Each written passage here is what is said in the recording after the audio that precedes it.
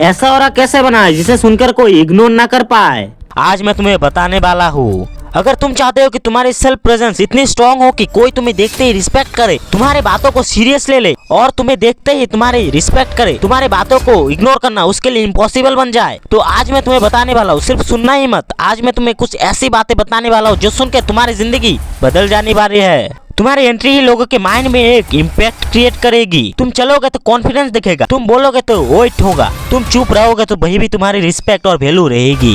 याद रखना, स्ट्रांग हो रहा लोड से नहीं होता, स्ट्रांग हो रहा सेल्फ कंट्रोल और क्लियरिटी से होता है। तो अगर तुम्हें भी बदल जाना है तो तुम मेरे साथ जुड़ जाओ, तुम्हें मैं बदल दूंगा, ये मेरी गारंटी है। जिंदगी में 3 गलतियां कभी भी मत करना, क्योंकि जो लोग इन्हें बार बार रिपीट करते हैं दुनिया उन्हें कभी भी सीरियस नहीं लेती है। पहली गलती, अपने से ज्यादा किसी और को इम्पोर्टेंट देना। जिस दिन तुम किसी और को अपने से ज्यादा ऊपर रख देते हो तुम्हारी वैल्यू गिर जाती है। फिर लोग तुम्हारी रिस्पेक्ट नहीं करते, सिर्फ तुम्हारी यूज करके तुम्हें छोड़ देते हैं। दूसरी गलती, हर किसी को अपनी बातें शेयर करना, अपनी प्लान्स, अपने इमोशन सब कुछ किसी और को बता देना। याद रखना, हर इंसान तुम्हारा भला नहीं सोचता, कुछ लोग सिर्फ देखते हैं तुम्हारी वीकनेस क्या है और तुम्हें यूज कैसे कर सकते हैं। तुम्हारी तकलीफ कब और किसे कहाँ बतानी है, तुम्हारे खिलाफ कब और कैसे यूज करना है, वही देखते हैं वो लोग। तीसरी गलती, जो इंसान तुम्हें बार बार इग्नोर करता है, तुम्हारे इंसल्ट करता है, उसके पीछे बार बार भागना